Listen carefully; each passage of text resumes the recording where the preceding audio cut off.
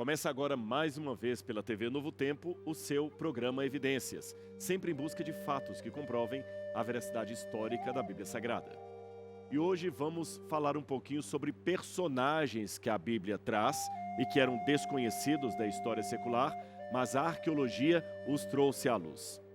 Vamos então descobrir personagens bíblicos através da pá da arqueologia. Então não sai daí, porque o Evidências está só começando.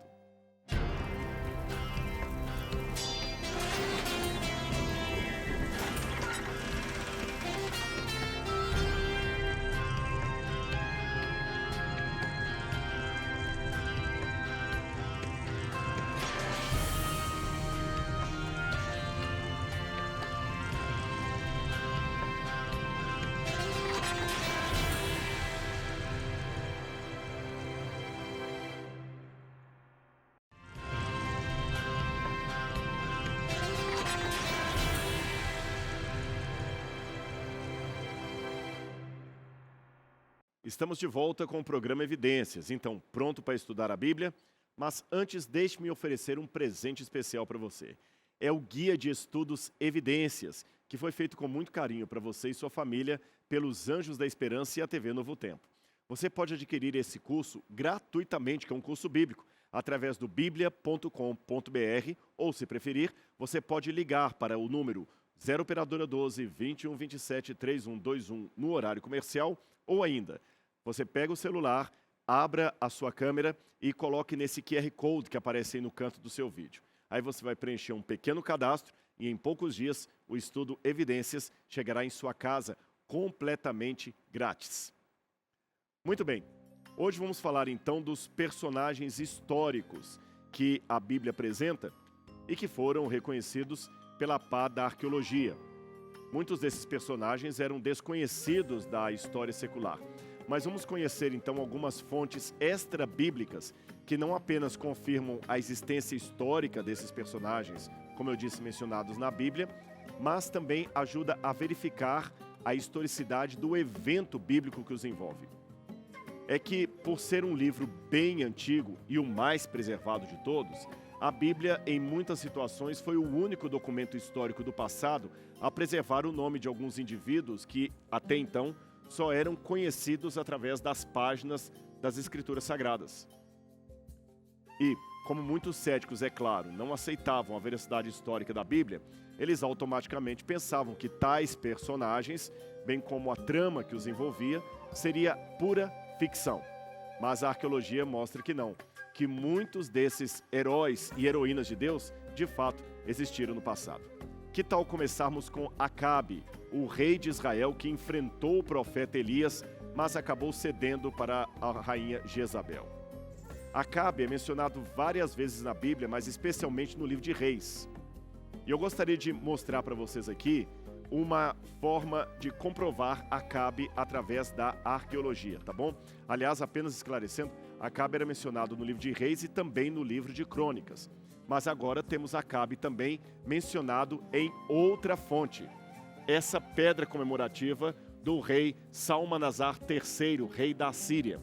Quando os arqueólogos descobriram essa pedra e puderam decifrá-la, eles viram que o nome de Acabe estava ali escrito.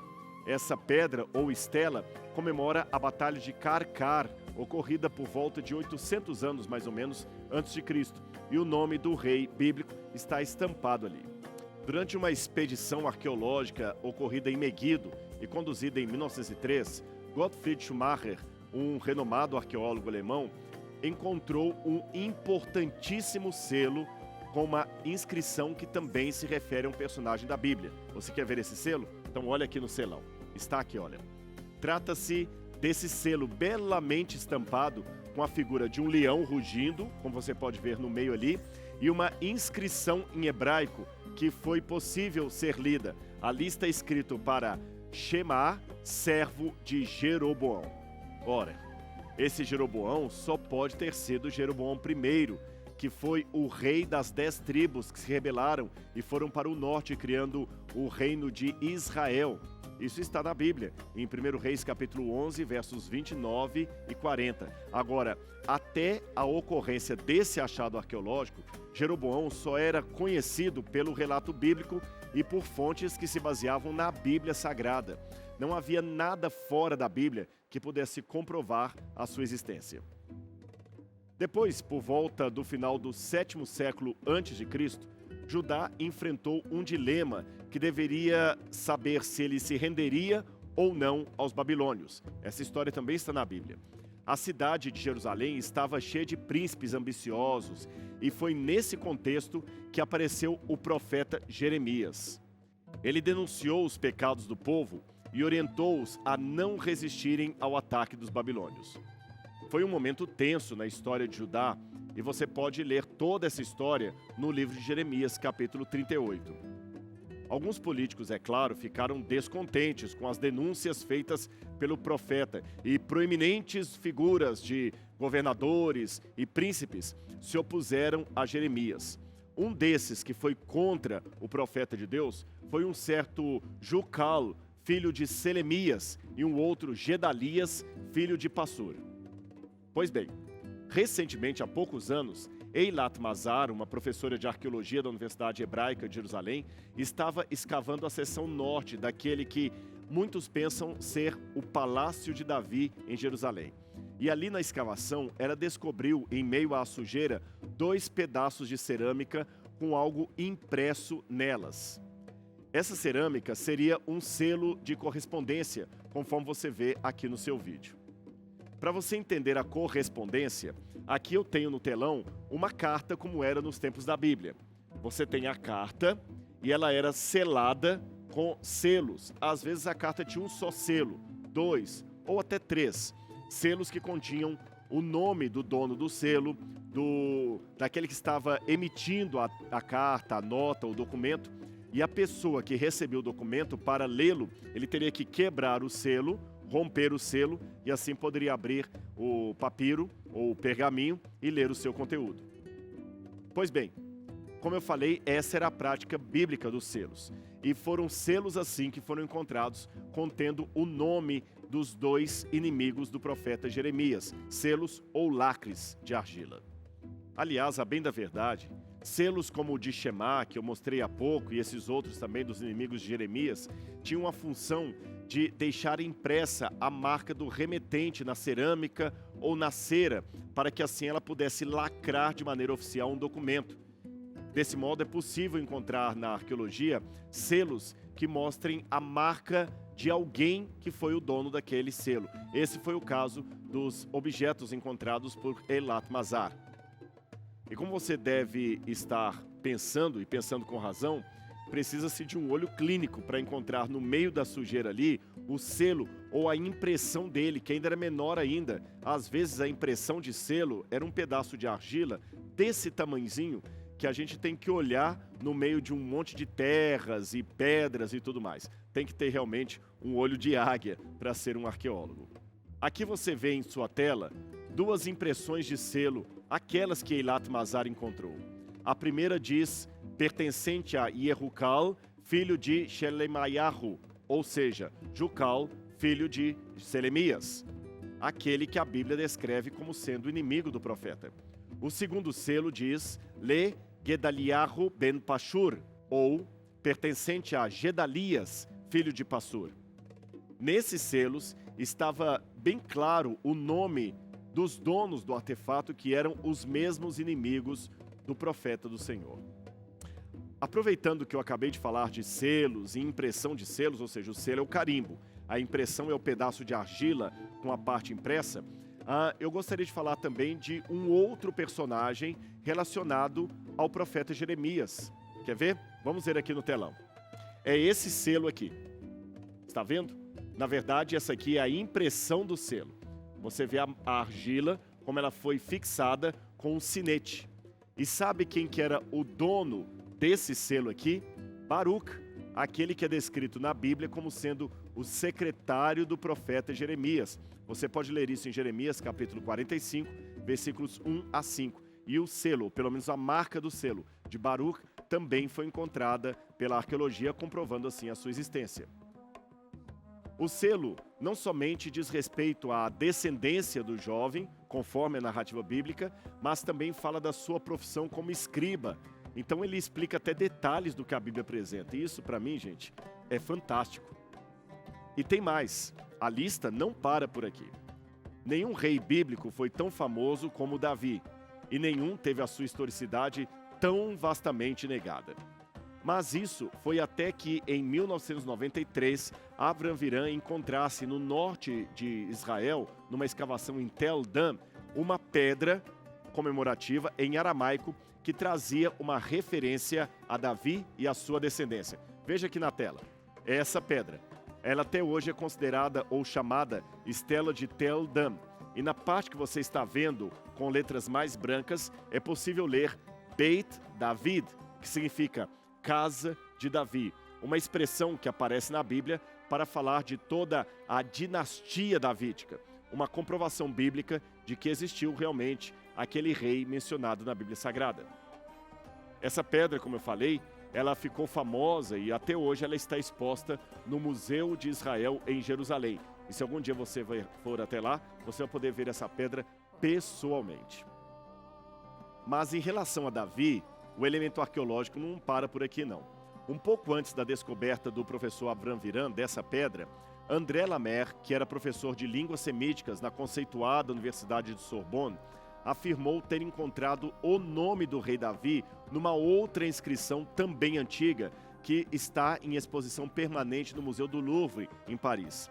Tudo começou há 120 anos antes. E eu vou contar melhor essa história para você. Preste atenção, o achado dessa pedra, porque é uma história muito formidável. Essa é chamada Estela de Mecha, também conhecida como Pedra Moabita. Ela data do século IX a.C. E ela foi descoberta em Dibon, que fica na atual Jordânia. Ela foi descoberta quase que acidentalmente, em 1868, por Frederick Klein, que era um missionário anglicano que estava ali. Ele viu a pedra no meio dos beduínos e ofereceu dinheiro ao líder da tribo beduína, que acabou aceitando. Ele comprou a pedra, só que como não tinha como levá-la de volta, a deixou no acampamento dos beduínos.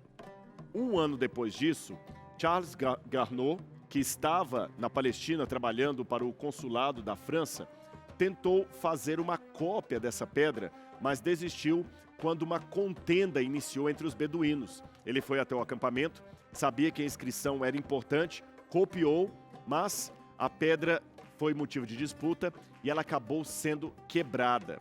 Ela foi totalmente esmiuçada. É porque os beduínos estavam num conflito com o governo otomano, que na época dominava toda a região. E eles não queriam que o governo otomano confiscasse o material. Pois bem, com o fim do Império Turco-Otomano, um grande número de embaixadores, cônsules, pesquisadores e representantes da Europa acabaram se estabelecendo em cidades que ficavam no Oriente Médio, e instituições europeias de todos os tipos foram criadas ali, incluindo instituições culturais, científicas e também religiosas. Aí arqueólogos aficionados por descobrirem antiguidades começaram a realizar escavações locais naqueles que foram chamados os berços das civilizações do mundo inteiro, especialmente na localidade da Grécia, do Egito, do atual Israel, da antiga Babilônia, e institutos de pesquisa, como eu falei, foram criados para esse fim. Aí a proliferação dessas atividades, juntamente com a natureza corrupta da administração turca, que estava caída, mas ainda tinha a sua proeminência na região, fez com que muitas peças arqueológicas, muitas delas, fossem levadas pelo mercado negro. Outras foram preservadas e levadas para museus da Europa, como é o caso do Museu do Louvre e também do Museu Britânico, o Museu de Pérgamo em Berlim e outros. Aliás, é uma disputa longa até hoje para qual país essas peças deveriam ser levadas. Se elas devem permanecer nesses museus da Europa ou retornar para o país de origem. Mas esse é assunto para um outro programa. Foi nesse contexto, próximo ao fim do Império Otomano, que Frederick Klein, que era um ministro anglicano e também médico missionário, esqueci de mencionar isso, acabou indo parar na região ali da Jordânia, embora ele estava residindo em Jerusalém. Mas ele fez viagens por todos os territórios ali, levando alívio aos doentes, é claro, mas aproveitando para fazer pesquisas sobre antiguidades. E foi aí que ele viu pela primeira vez aquela pedra de basalto junto com os beduínos. Foi assim que, numa viagem em agosto de 1868, ele estava a cavalo, que ele acabou indo parar na região de Jabal Aslum, na Transjordânia. Ele estava carregando remédios. O domínio do governo turco naquela área, por aqueles dias, não era totalmente eficaz. Havia muitas tribos rivais. Na verdade, a área era controlada por tribos beduínos e, sem a proteção dos líderes, seria extremamente perigoso para um europeu passar por aquele território. Aí, no dia 19 de agosto de 1868, Klein chegou perto das ruínas de Dibon, que era um nome que dava à antiga cidade de Dibon, capital do reino de Moabe. Isso você pode encontrar na Bíblia, por exemplo, em Jeremias 48, 18 e 22. Então, acompanhado por Zatam, que era filho de um sheik da tribo beduína, um dos Bani Shahir, uma das mais poderosas tribos da região, o líder ordenou que Klein fosse escoltado e protegido durante toda a sua travessia pelo território. Foi nesse contexto que ele viu a dita pedra no meio dos beduínos e demonstrou interesse por ela. Aquela pedra de basalto negro, como eu falei, tinha linhas e símbolos, ou letras na verdade, que eram indecifráveis para Klein. A história então despertou uma curiosidade dele. Ele então pediu aos seus anfitriães que lhe mostrassem mais detalhes sobre aquela pedra e como eles a conseguiram. Eles aceitaram e Klein e Zatam acabaram comprando a pedra moabita, mas como eu falei, ela ficou no território dos muçulmanos, dos árabes, por pelo menos um ano, até que depois ela foi destruída devido ao conflito entre as tribos e o governo turco. Segundo o diário de notas de Klein, o bloco de pedra era de basalto, como eu falei com vocês, preto, e tinha aproximadamente 1 metro de altura e 60 centímetros de largura. E ele estava tombado no chão quando ele o viu pela primeira vez.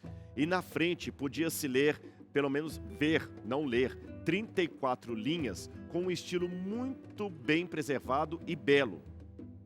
Como eu fiz menção, Klein entendeu imediatamente que se tratava de um grande achado, um grande tesouro arqueológico, mas ele não tinha conhecimento de línguas antigas para decifrar o que estava escrito ali.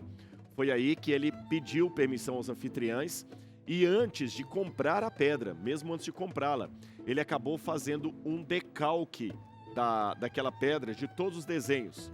O decalque não foi completamente perfeito, mas ele conseguiu tirar uma cópia. Levou consigo para a Europa e foi isso que ajudou depois a restaurar, pelo menos parte dessa estela comemorativa, uma vez que ela foi destruída pelos beduínos. E eu não contei para vocês como a pedra foi destruída. Os beduínos acenderam uma imensa fogueira na base da pedra e depois jogaram água fria. À medida que a pedra recebia fogo e água, eles batiam com martelos e ela, evidentemente, acabou estourando em vários pedaços que foram até distribuídos entre as famílias das tribos que estavam em redor. Lembra do Ganu, que chegou depois? Ele acabou pegando os pedaços da pedra que já tinham sido comprados por Klein e os levou para o Museu de Louvre, o Museu de Paris, o Museu do Louvre, onde a pedra foi reconstituída por artistas, remontada e está lá na Europa, na França, em exposição permanente até hoje. Isso, claro, graças à cópia parcial que eu falei com vocês, que foi feita num papel de seda. Se não fosse isso, nós nem saberíamos desse importante artefato que traz evidências históricas a favor da Bíblia Sagrada. Nesse processo de destruição e montagem, aproximadamente 2/3 da inscrição foram reconstituídos, embora as partes faltantes sejam apenas algumas lacunas e letras individuais. Agora, essa continua sendo uma valiosa descoberta para a arqueologia bíblica, apesar de tudo o que aconteceu com a pedra, porque além de confirmar um episódio nas Escrituras, ela também traz a inscrição de outras revelações que antes só poderiam ser conhecidas através do texto bíblico. Com exceção de algumas variações, essa pedra mostra como era a escrita dos moabitas e como ela era parecida com a escrita hebraica. Na pedra menciona-se o tetragrama sagrado, o nome de Deus em hebraico, ao lado também de outras importantes grafias, como por exemplo, uma que é de grande valor e para o estudo da linguística hebraica, a formação e evolução do alfabeto, como ele era no passado. A pedra moabita, ou pedra de Mecha, como foi conhecido esse artefato arqueológico, confirmou também o nome de locais de cidades moabitas, que antes só eram conhecidos pelo texto bíblico. Atarot e Nebo, que aparece em Números 32, Aroer, o vale de Arnon, o planalto de Medeba, Dibon, que aparecem em Josué capítulo 13, Bamot Baal, Beit Baal Meon, Jaaz, que em hebraico seria Yahatz, e Kiriataim, que aparece em Josué capítulo 13, Bezer e Oronaim, que aparecem em Isaías capítulo 15, e Beit Diblataim, e também Keriot, que você pode encontrar em Jeremias capítulo 48. O texto dessa estela ou pedra comemorativa descreve a vitória do rei de Moabe, e é exatamente importante essa declaração porque ela está condizente com aquilo que a Bíblia fala nas suas menções ao rei Omri, rei de Israel. Omri foi o 6º rei da dinastia israelita, como sendo o reino do norte, é claro. E ele reinou por 12 anos. A sua história está narrada em 1 Reis, capítulo 16, 15 a 28. E a pedra também traz o nome de Omri. Na parte mais relevante da inscrição da pedra de Moabita, você pode ler esse texto que aparece agora em sua tela. Eu sou Mecha, rei de Moabe, o de Bonita. Meu pai reinou sobre Moabe 30 anos, e eu reinei depois de meu pai. Construí esse lugar alto para Quemos, que por vezes é chamado de Quemosh, porque ele me salvou de todos os reis e causou meu triunfo sobre todos os meus adversários.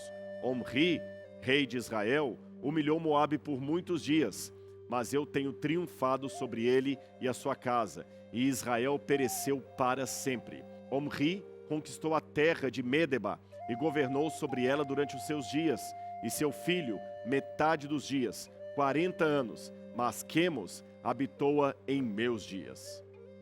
Pois bem, o tempo passou, essa pedra, como eu falei, foi levada para Paris, permanece hoje no Museu do Louvre, e, como eu disse, está ali entre vários outros artefatos do Museu francês. Só que em 1992, 120 anos depois do achado e publicação dessa pedra, foi que o especialista francês André Lemaire solicitou a autorização dos curadores do museu para realizar uma nova investigação daquela facsímile que estava mantida ali nos cofres do museu. O estudo que ele fez, um estudo epigráfico, produziu resultados muito interessantes. André Lemaire, na ocasião, afirmou que na linha 31, que estava parcialmente preservada na pedra, próxima ao final da inscrição, era possível ler claramente a expressão Davi, rei Davi, ou Beit David, casa de Davi, que seria uma expressão completamente estranha fora da Bíblia. A dificuldade ali era com a letra Dalet, ou letra D, segundo o nosso alfabeto. Alguns acreditam que ele estava certo, outros diziam que o epigrafista estava completamente errado. Gente, só para vocês terem uma noção, o anúncio de André Lemaire de ter encontrado uma comprovação da existência histórica de Davi na pedra de Mecha explodiu como uma bomba num ar que já estava carregado de discussões acadêmicas sobre o reinado de Davi e Salomão. Eu vou explicar a você por quê. É que muitos dos arqueólogos, dos epigrafistas, eram completamente céticos em relação à existência histórica de Davi. Eles diziam que Davi era tão mitológico quanto o rei Arthur. Sendo assim, o fato de um epigrafista da Sorbonne, não importa o seu grau de titularidade ou mesmo a sua fama, o fato desse epigrafista dizer que encontrou na estela de Mecha, naquela pedra comemorativa, a expressão Beit David, era algo tão ridículo aos olhos de acadêmicos céticos que até a posição acadêmica de André Lemaire foi colocada em questionamento. Ele quase perdeu a cátedra e a confiabilidade no mundo acadêmico, só porque ele estava dizendo que aquela pedra trazia a confirmação histórica de um personagem bíblico que os céticos diziam não existir. Lembre-se, nessa época ainda não havia sido descoberta em Israel a estela de Tel Dan por Avram Viram. Isso é importante. Se André Lamer estivesse certo na sua tradução, isso seria fantástico, sabe por quê? Porque se o rei de Moabe, no século 9 a.C., percebia a dinastia real do reino de Davi e a chamava de Casa de Davi, isso significava que houve uma dinastia fundada por um rei chamado Davi, exatamente como a Bíblia apresenta. Um fato que, como eu disse, era negado pela maioria dos minimalistas, ou seja, aqueles arqueólogos que não acreditavam na maior parte da historicidade da Bíblia Sagrada. Mas, de acordo com os costumes e das línguas da época, nomear reis ou reinos a partir da casa do rei fundador era algo comum. Então nós teríamos aí uma comprovação muito séria e importante da historicidade desse personagem da Bíblia.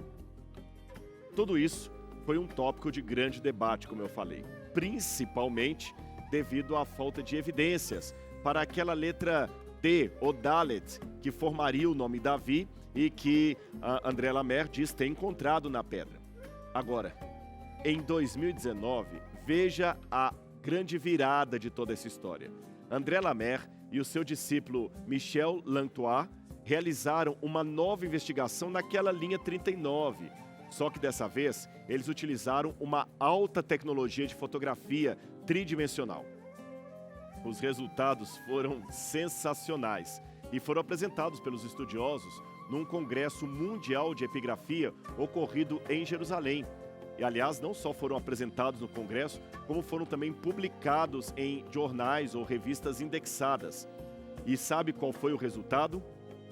O resultado foi que André Lamer tinha razão desde lá de trás, desde o início dos anos 90. Ali naquele trecho da estela de Mecha estava de fato escrito Beit David, Casa de Davi. Ou seja, hoje nós temos não apenas um, mas 2 artefatos que confirmam a historicidade de um rei bíblico que muitos céticos diziam nunca ter existido. Você pode acreditar na história da Bíblia. E sendo essa história confiável, a teologia que se assenta nela também é digna de confiança. O tempo está acabando e o programa Evidências de hoje fica por aqui. Mas semana que vem nós teremos um novo encontro aqui na TV Novo Tempo. Você não pode perder. Sempre estaremos trabalhando com fatos e descobertas que comprovam a veracidade da Bíblia Sagrada. Sempre aqui na TV Novo Tempo, o canal da esperança, o canal do Evidências. Um abraço e até o nosso próximo programa. Tchau, tchau.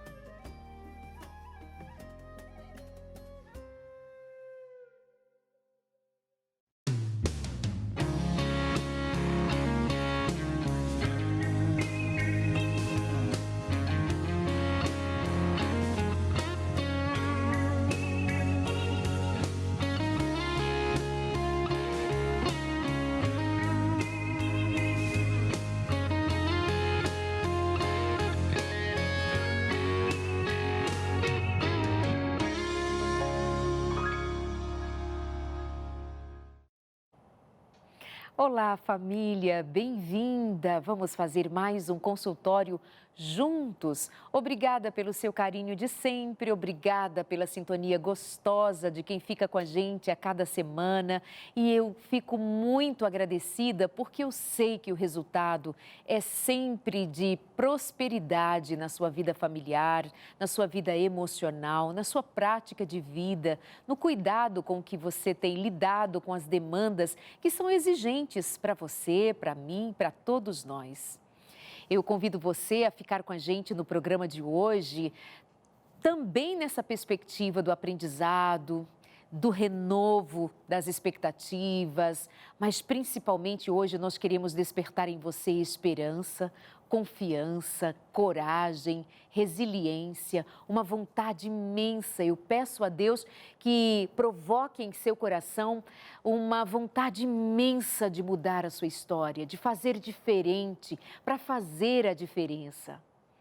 para que você não se acomode, também para que você não apenas diga de uma vida difícil, que não caia naquele lugar comum de reclamar ou de se sentir vítima de uma vida difícil, de uma vida com muitas limitações e que te impediram, segundo a sua descrição a respeito da sua própria história, de que tenham te impedido de sonhar e de realizar e que hoje veja-se numa situação de vítima da vida.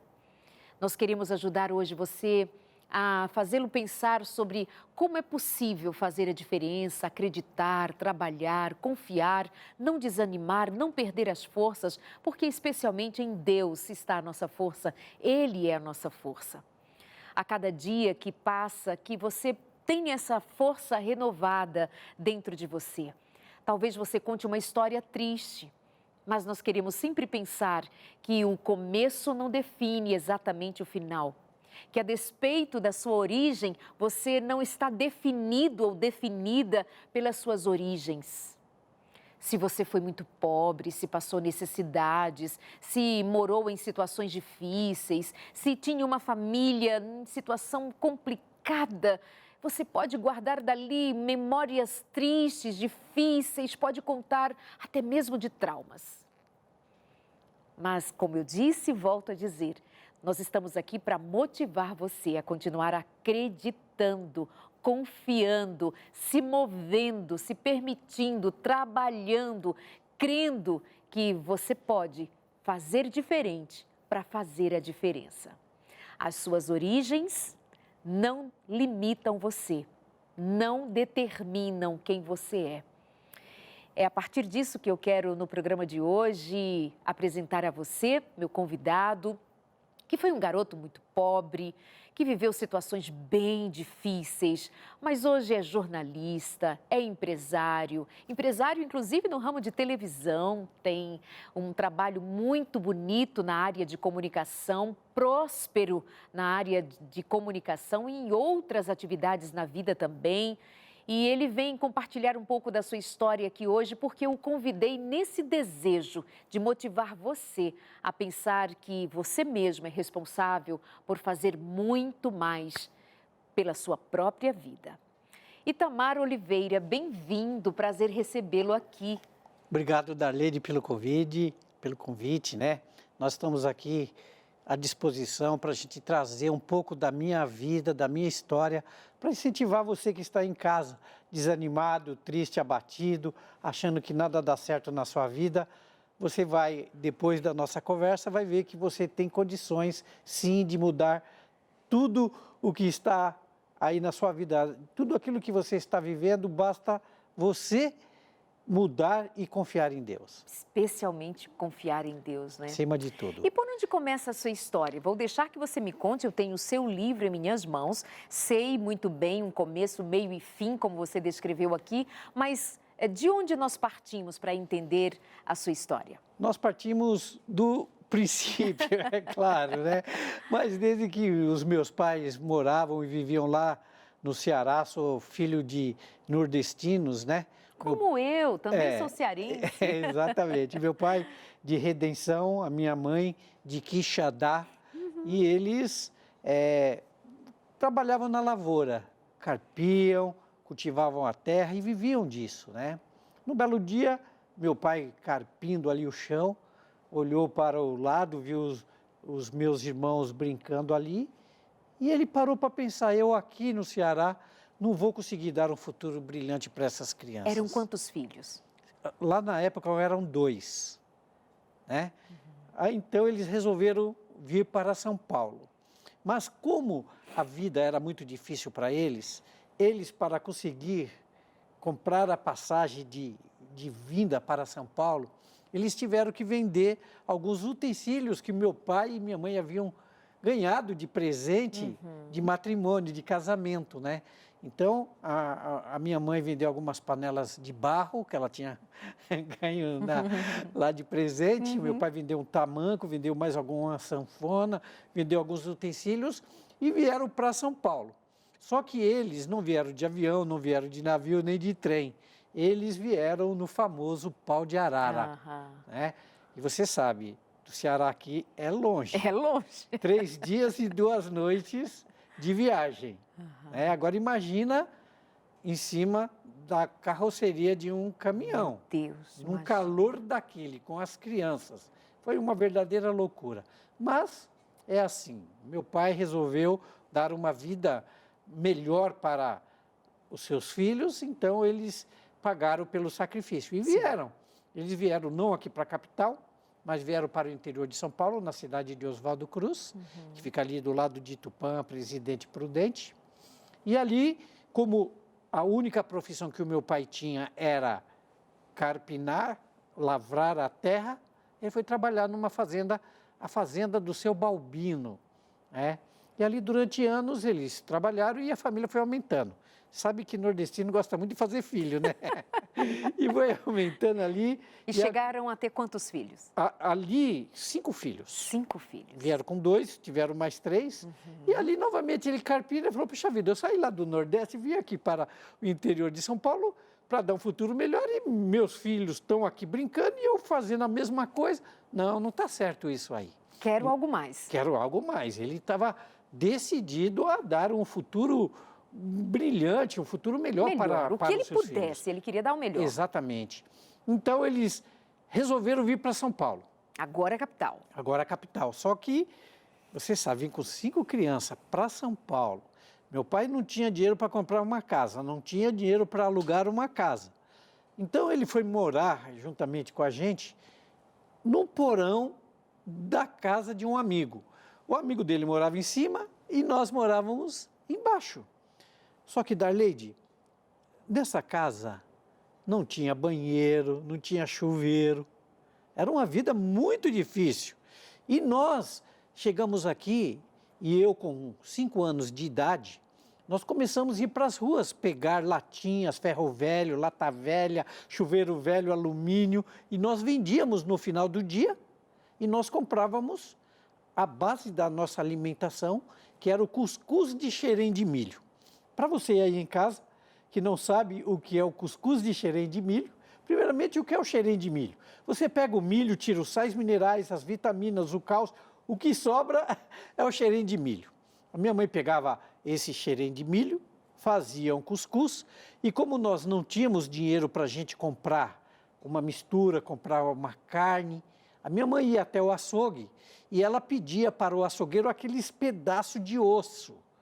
O açougueiro desfia a carne, não é? Aquela peça que vem, e sobra ali o osso. Aquele osso, minha mãe misturava para dar um gostinho melhor no cuscuz. Algumas pequenas rebarbas de carne saía dali, daquele osso e misturava. E a gordura. Exatamente. Então, essa foi a base da nossa alimentação. Durante anos, nós só comíamos cuscuz de xerém de milho. Pão era somente no dia de sábado. Uma vez por semana, nós íamos até a padaria Três Rosas, que fica lá em São Paulo, no bairro da Casa Verde, na Rua Azilda, e nós comprávamos o pão uma vez por semana, que era aquela bengala, que era um pão bem grande.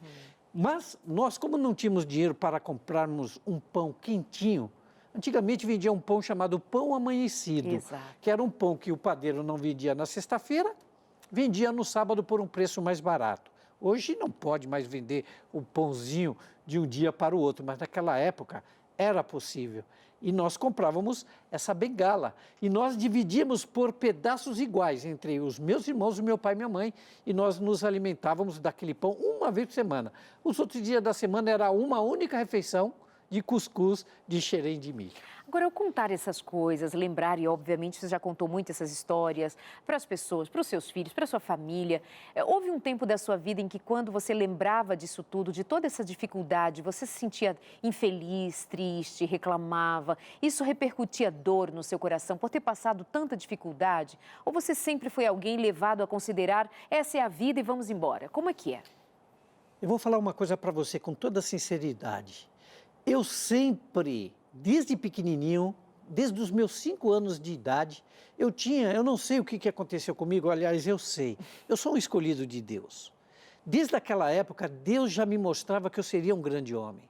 E eu nunca me lamentei pelas dificuldades, pela fome que eu passava, por eu não ter roupa, por eu não ter um banheiro para usar, não ter um chuveiro para tomar banho. Eu levava a vida com alegria. Olha, eu era o caçula dos meus irmãos. Eu era o primeiro que acordava. 4 horas, 4h30 da manhã, eu já acordava os meus irmãos. Pois é, eu li isso aqui no seu livro. Exatamente. Como Eu assim? acordava, eu ia acordando. Os meus irmãos me detestavam, porque eles queriam dormir. E eu, 4h30 da manhã, eu já ia na cama de todos eles. E eu ia acordando um por um, para a gente ir pegar ferro velho, lata velha, latinha nas ruas. E nós íamos, né? Então, eu nunca reclamei de nada. Eu sempre fui uma pessoa feliz, sabe?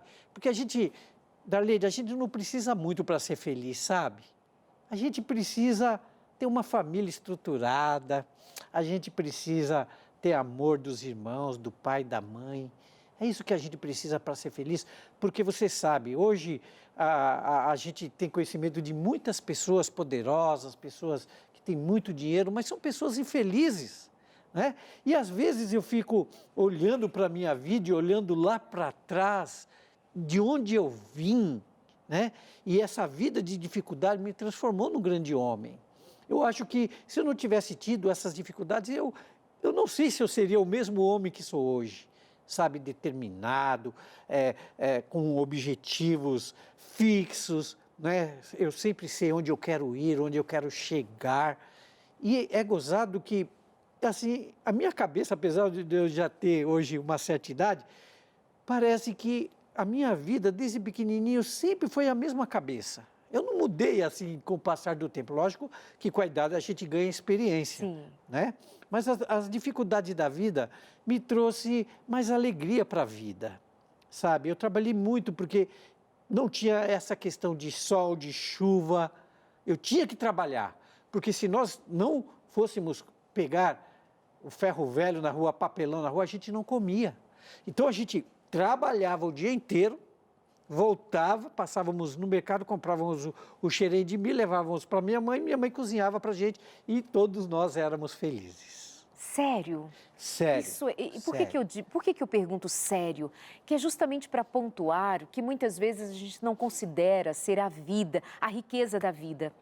Né? E, obviamente, a gente está falando de uma situação um tanto extremada, né? De comer apenas um determinado alimento, de não ter roupa, de morar em situação bem adversa. Nós estamos falando de um extremo e que representa uma grande parte da população brasileira e de tantos outros no mundo, né? A pobreza. Mas o que nós queremos enfatizar aqui, ouvindo a história do Itamar, lendo o seu livro e lembrando de tantas outras pessoas, lembrando de muito do que nós vemos no nosso dia a dia, familiares nossos, pessoas nossas, é que assim, isso existe, isso é uma realidade, mas vamos lá, vamos levantar a cabeça, vamos acreditar, vamos trabalhar com o que tivermos à mão para fazermos. Você vendia lá papelão e chegou uma hora de vender limão. E aí você se tornou um empresário do limão, praticamente um garoto. Conta essa parte. É verdade. Olha, vou falar uma coisa para você, Darleide.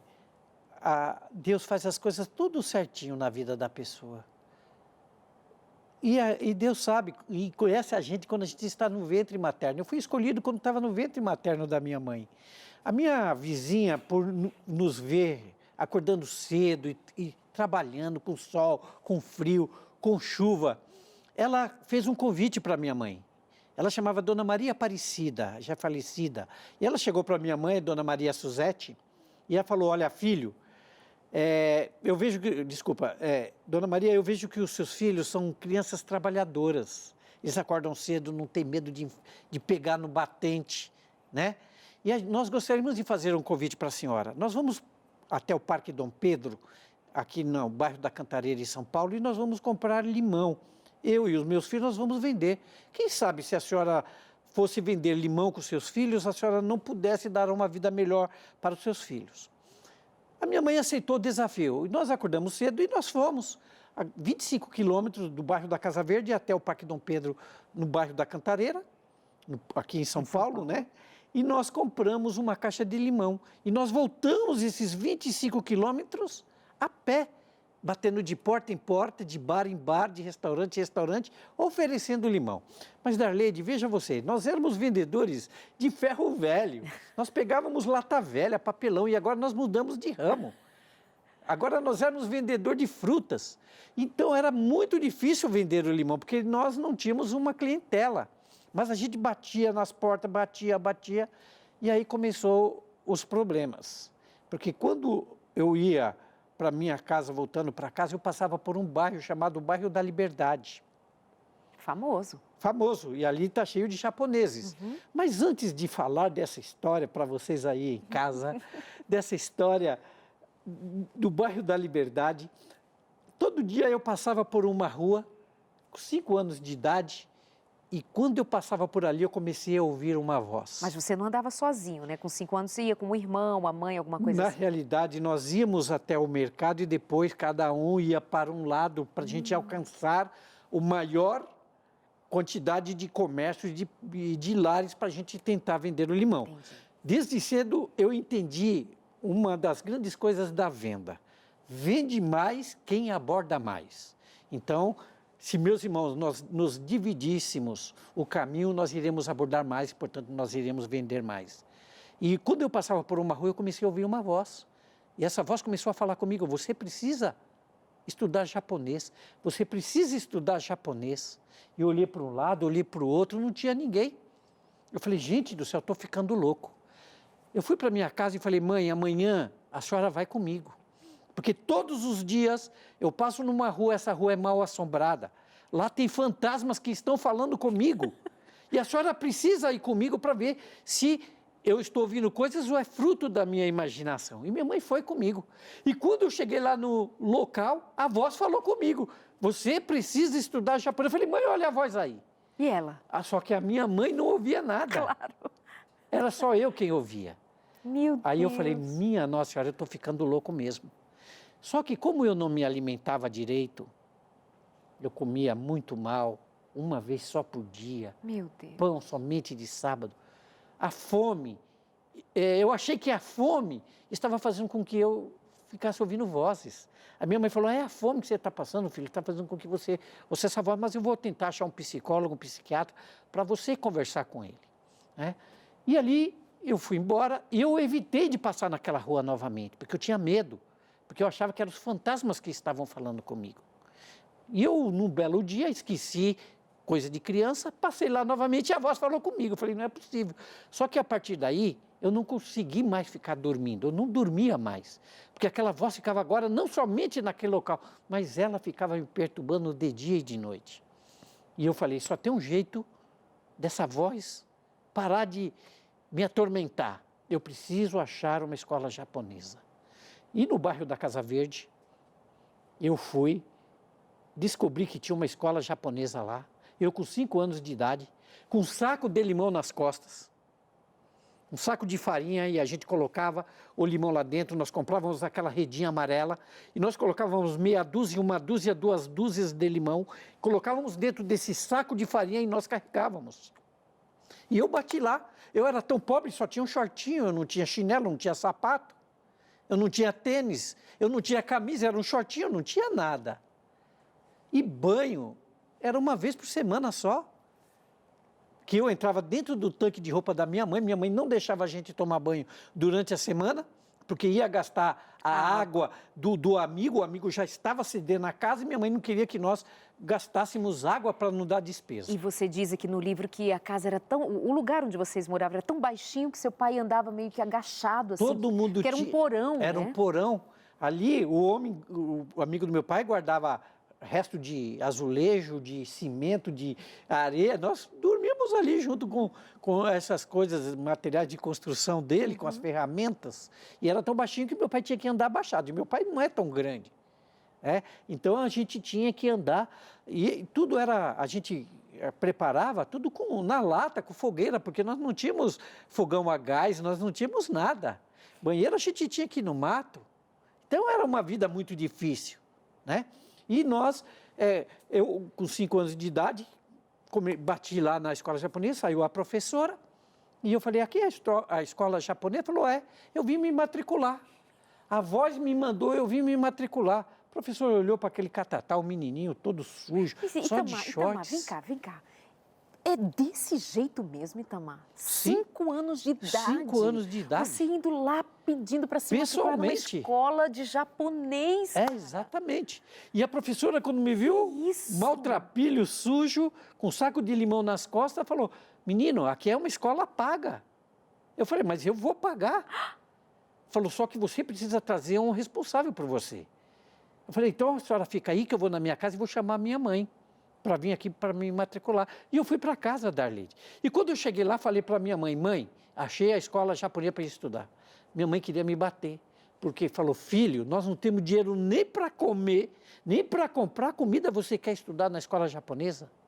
Falei, mãe, eu quero. E tem uma coisa, mãe, quem vai pagar esse estudo sou eu. Darleide, eu trabalhava 12 horas por dia, vendendo limão, batendo de porta em porta, de casa em casa. E eu falei para minha mãe, eu vou trabalhar 14 horas. Essas 2 horas que eu trabalhar mais por dia, eu vou separar no meu bolso, o que eu vender vai ser reservado para pagar a minha escola. A minha mãe sabia que eu era o primeiro que acordava, que era o último que chegava, que eu era o que mais vendia. A minha mãe acreditou em mim, falou, eu vou dar essa oportunidade para você. E ela me matriculou. Mas antes de falar da continuidade dessa escola, eu, quando passava pelo bairro da Liberdade, eu entrava no comércio do seu Hiroshi, e o seu Hiroshi era um japonês, um comerciante muito violento. E quando eu chegava, entrava no seu comércio, ele já sabia, porque eu sempre chegava lá sempre no mesmo horário. Eu tenho uma coisa que desde pequeno até hoje, eu aprendi isso com a infância. Eu não me atraso nos meus compromissos. Não me atraso e não gosto que atrasem os compromissos comigo. Né? Então, ele sabia o horário que eu chegava. E ele já ficava atrás do balcão com uma vassoura para me dar vassourada.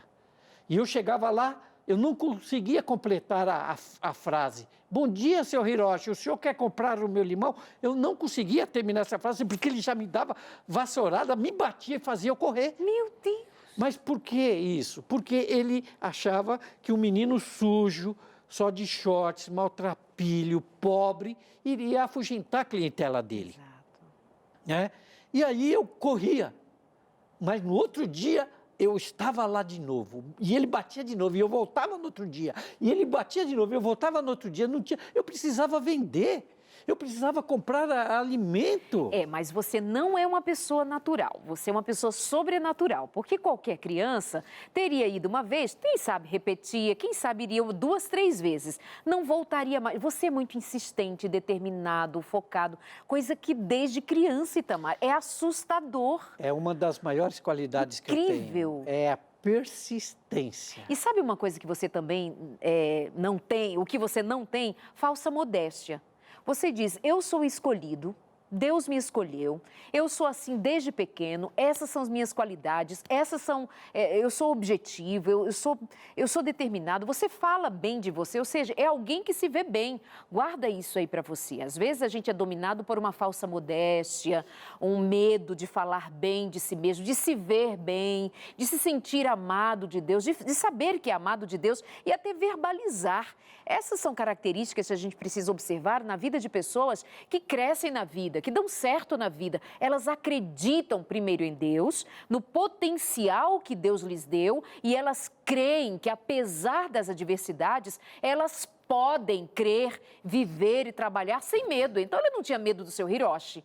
Ele não tinha medo da professora lá da escola de japonês. Ele não tinha medo das circunstâncias da fome, da cara feia da fome, já não tinha medo, já convivia com ela mesmo, né? Vender limão, vou vender limão. E vocês vão vendo que, com o passar do tempo, isso vai virar uma limonada. Esse homem é poliglota, já vou entregar. Esse homem já é poliglota, ele é jornalista, ele é empresário, é amigo do Silvio Santos, está sempre lá trabalhando no SBT, Teleton, aquela festa grande para arrecadar fundos para ajudar as crianças no Teleton. É um homem que realmente foi longe. Nós vamos fazer uma pausa, pessoal, nós já vamos para o nosso intervalo. Nós vamos para o nosso intervalo, tem só mais 2 minutinhos e a gente volta, porque aí vai ser o último bloco, tá bom? E você tem muita ainda coisa para contar pra gente. Mas eu gostaria que você conhecesse esse homem e essa história, que é uma história que realmente é de instigar a gente, dizer, meu Deus, como é que pode acreditar tanto, ir e vencer com tanta insistência, determinação, trabalho e muita fé. Antes de voar para o intervalo, porque vai ser bem rápido, com muita vontade de voltar outra vez aqui com você, contando a história do Itamar Oliveira, eu quero te lembrar da revista Entre Família. Essa revista que eu tenho em mãos é para entregar a você aí em casa. Entre em contato com a gente, pede a sua revista de presente. São 13 lições, eu sempre me confundo se são 13 ou são 15. São 15 lições para você aprender sobre relacionamento, saúde emocional, como lidar com as crianças, marido e mulher, como é que funciona essa relação, as suas dificuldades em família, como prosperar. Tem também aqui uma lição sobre a saúde financeira da família. Entre em contato com a gente, peça a sua revista de presente. A gente só tem interesse que você estude, pratique e seja feliz. Não vamos cobrar nada por isso. Os Anjos da Esperança já nos auxiliam para que nós façamos chegar a milhares de pessoas todos os dias, revistas, estudos bíblicos com qualidade para você. Então entre em contato com a gente, o nosso telefone e horário comercial 0 operadora 12 21 27 31 21 12 21 27 31 21. Ou você pode mandar agora usando o aplicativo do WhatsApp, é facinho, DDD 12 98244 4449. Só precisa me mandar uma mensagem dizendo, Darleide, me manda a revista Entre Família. Nós vamos pedir a você então para fazer o cadastro. Você vai receber em casa de presente a revista Entre Família. Combinado? Nós vamos agora para o nosso intervalo e já voltamos. Até já!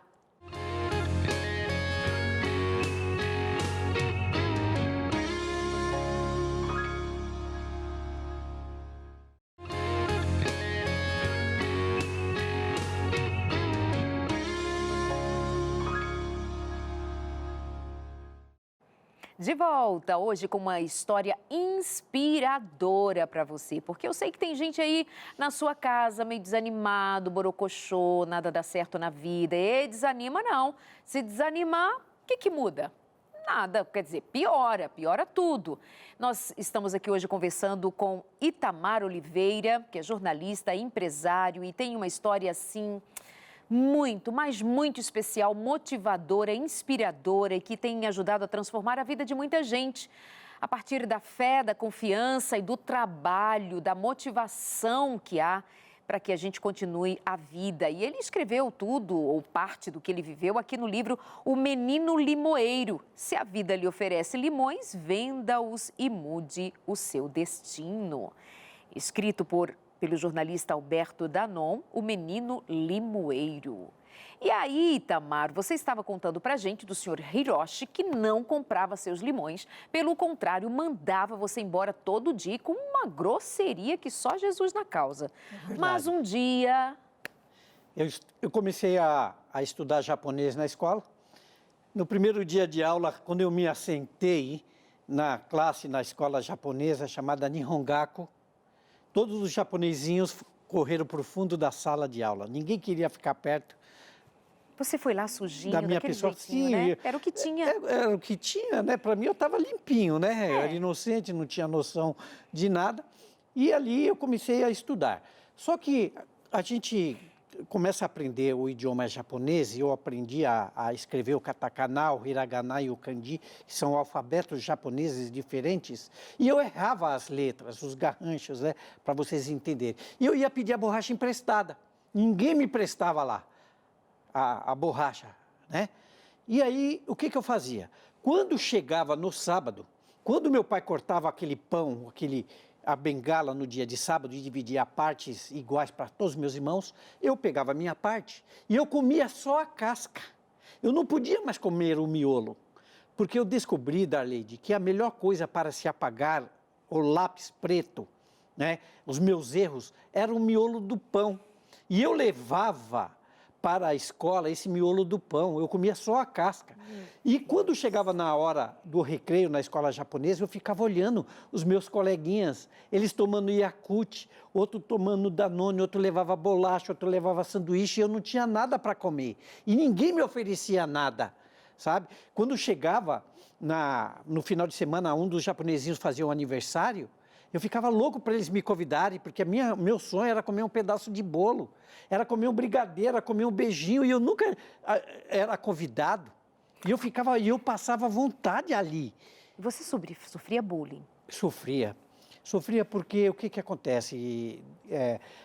Eu era pobre, sujo, maltrapilho, e eu ainda tenho um problema na minha mão, né, que eu nasci com um pequeno problema físico na minha mão, uma anomalia congênita. Então você já imagina, o pessoal colocava apelido em mim, né?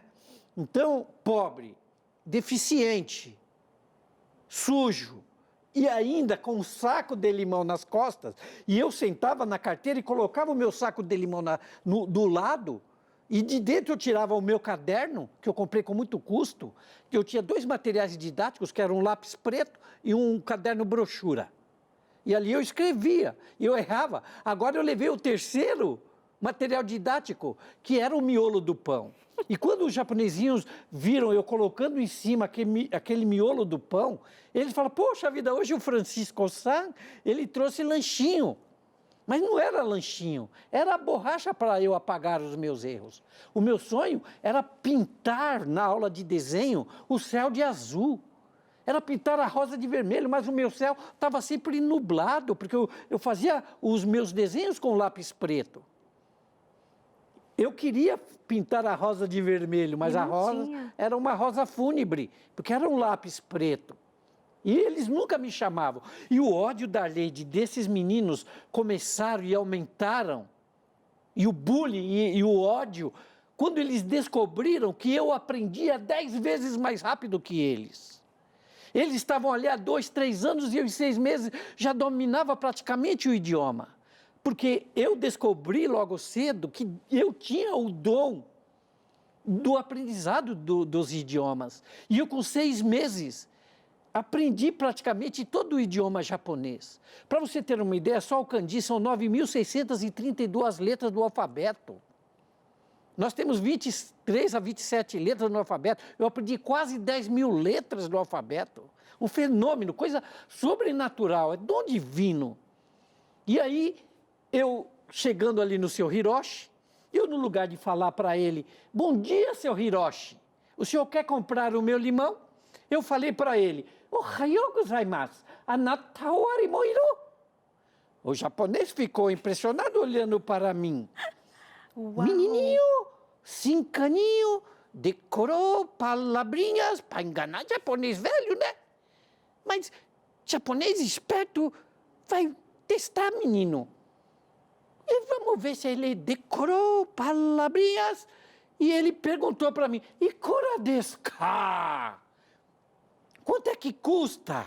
E eu respondi para ele, hitotsu fukuro 3 konto, futatsu fukuro 5 konto de orimasu, né?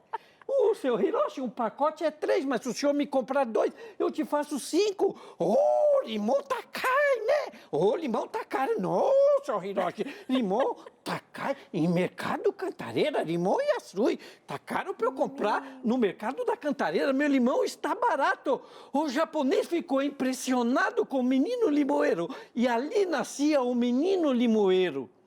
O seu Hiroshi comprou todo o meu limão que eu tinha ali, impressionado por aquele menino fenômeno japonês.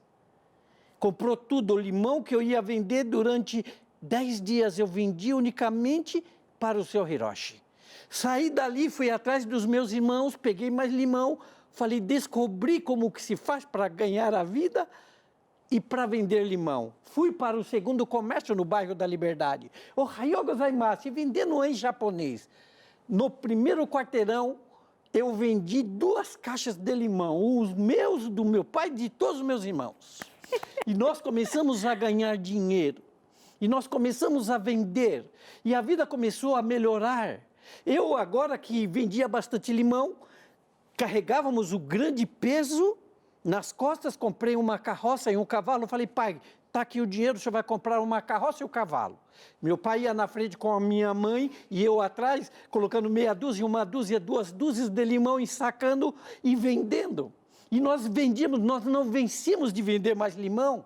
Então eu falei, pai, o senhor precisa tirar sua carta. Eu com 6 anos de idade nessa época, falei, pai, o senhor precisa tirar sua carta. Mas tirar para quê? O senhor vai ver, meu pai tirou. Eu comprei uma perua Kombi para ele. Como assim? 6 anos, meu pai dirigia agora a perua Kombi. E eu coloquei um alto-falante da Lede em cima e eu pegava o microfone no bairro da Liberdade e eu ia gritando e eu aprendi a cantar música japonesa. Só não vou cantar aqui porque nós não temos tempo. Shui sototomuni harakimasu godematemo. Eu ia cantando e vendendo limão e vendendo e nós começamos a ganhar dinheiro. A primeira coisa que eu fiz quando ganhei dinheiro, eu fui numa papelaria. Comprei 6 dúzias de lápis de cor. Comprei 10 canetinhas Silva Pen. Eu fui não sei se você já viu uma borracha chamada borracha de Itu. Uma borracha desse tamanho. Que a metade é vermelha, a metade é azul. Para nunca mais faltar borracha para eu apagar os meus erros. E ali a vida começou a mudar.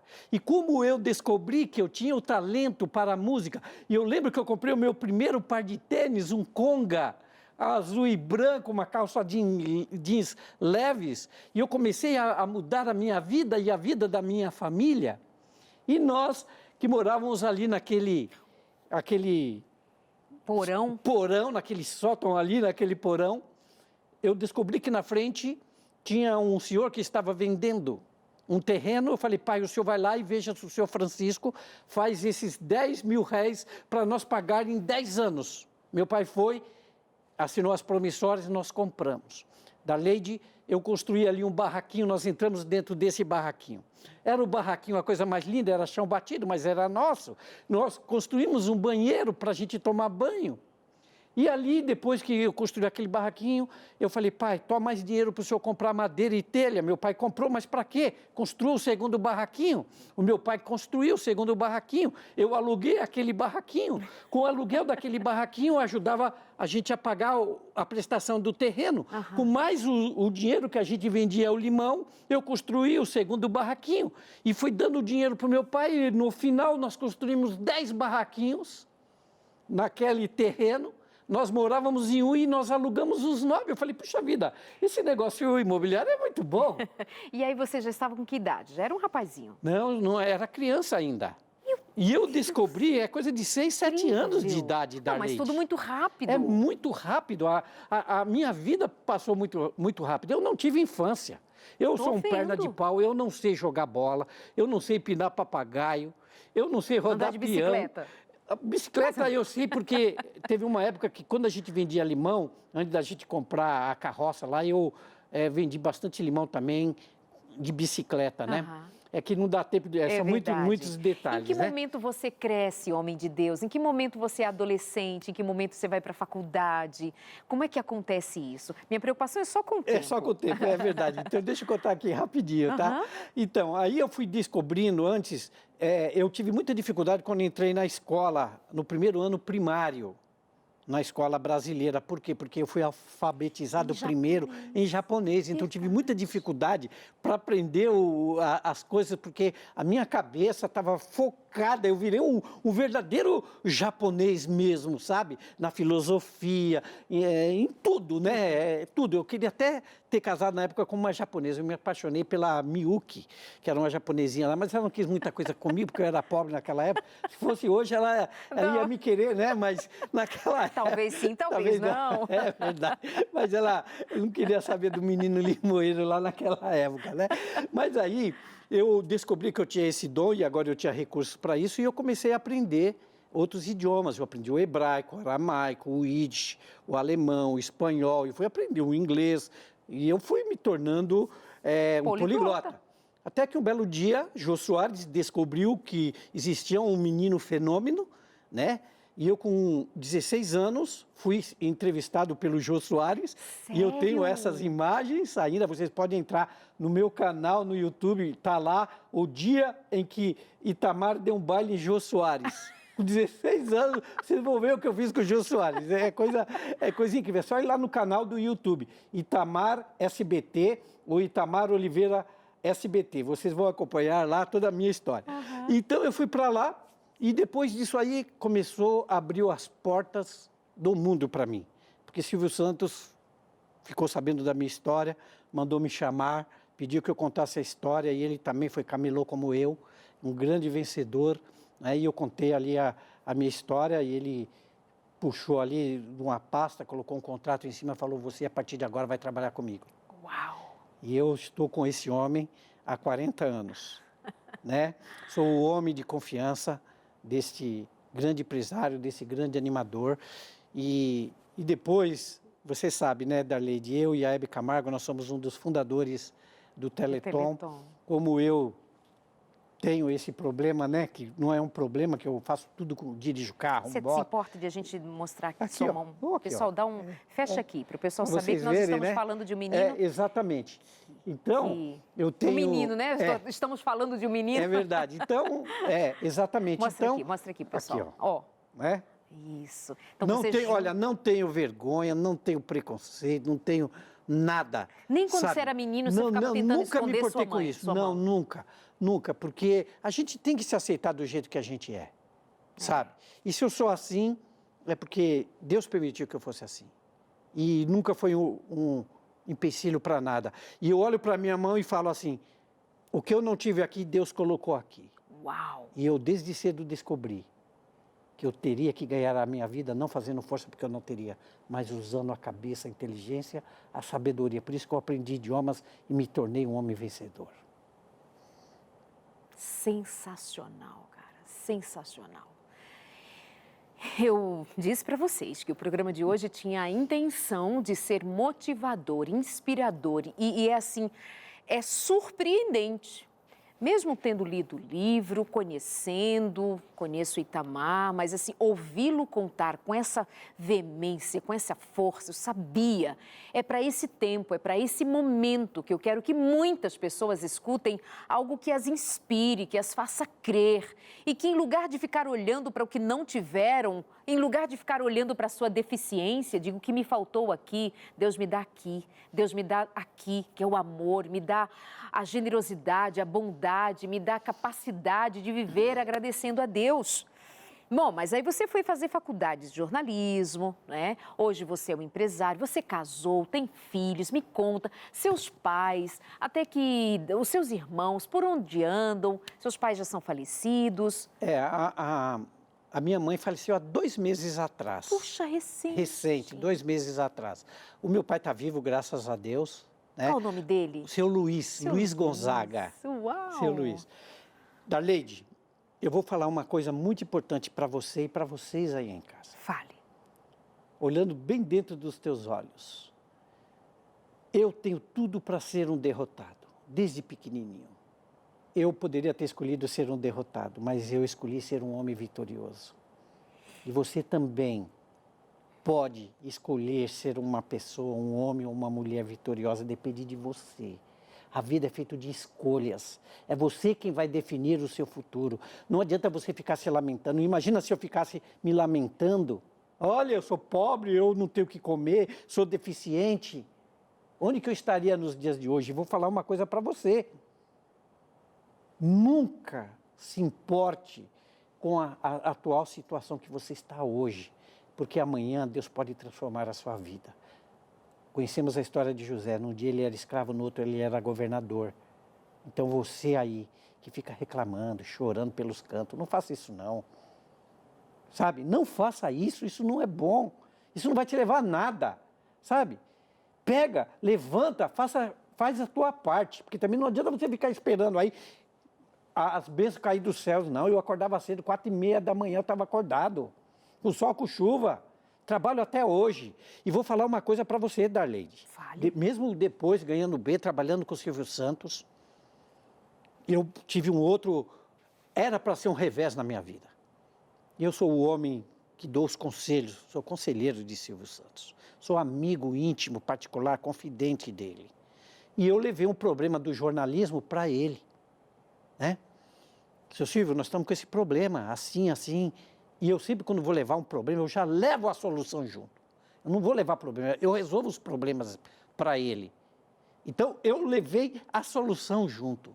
E ele estava num dia que não era um bom dia, né? Ele ia viajar e estava num dia muito péssimo, e eu tinha que falar com ele naquele dia. Eu sabia que Deus falou, hoje não é o dia de você falar com ele, mas ele ia para Orlando no dia seguinte, ia voltar só depois de 4 meses, e eu tinha que resolver aquele problema. E assim mesmo, eu sou uma pessoa destemida, eu fui e falei com ele. Falei, seu Silvio, olha, está acontecendo isso, assim, assim, assim no jornalismo, a audiência está caindo por causa disso, disso, daquilo, nós temos que fazer isso e aquilo. Ele pegou, bateu a mão na mesa e falou, seu Itamar, quando você tiver a sua televisão, a sua estação de televisão, você mude o que você quiser. Aqui eu não vou mexer em nada. Darleide, quando as pessoas tomam uma bronca do Silvio, ele fala dessa forma, a pessoa leva pelo menos 1 ano para se recuperar psicologicamente. Era para me ter derrubado. Porque ele é respeitoso, ele é querido, educado, mas Sim. quando fala firme... Como fala firme... O Silvio pegou pesado hoje Pegou comigo. pesado. E ele falou, você quer mudar? Quero. Tenha a sua estação de televisão. E ele viajou. E aquilo ficou na minha cabeça. Era para mim ter ficado no chão, porque outros funcionários às vezes vai falar alguma coisa e ele é austero. A pessoa fica 1 ano, foge dele, não quer mais se encontrar com ele, fica traumatizado. Mas eu peguei aquilo como uma força, como algo muito importante para mim, algo que era para ser negativo. Eu falei, é algo positivo para mim.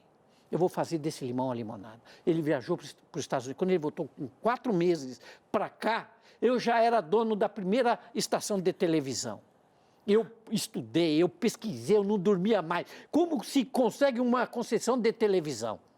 Eu fui e consegui na cidade de Jandira a minha primeira estação de televisão. Quando ele voltou, eu coloquei em cima da mesa. Falei, obrigado, seu Silvio. O senhor me deu uma estação de televisão. Mas o quê? Eu não dei nada para ninguém, eu estava viajando, cheguei hoje. Não, o senhor deu, está aqui os documentos. Ganhei a primeira concessão na cidade de Jandira. Falei, ganhei aqui. O senhor falou para mim ter a estação de televisão. Então, agora eu tenho a minha estação de televisão. E eu vou mudar o que eu quiser lá dentro do jornalismo, seu Silvio.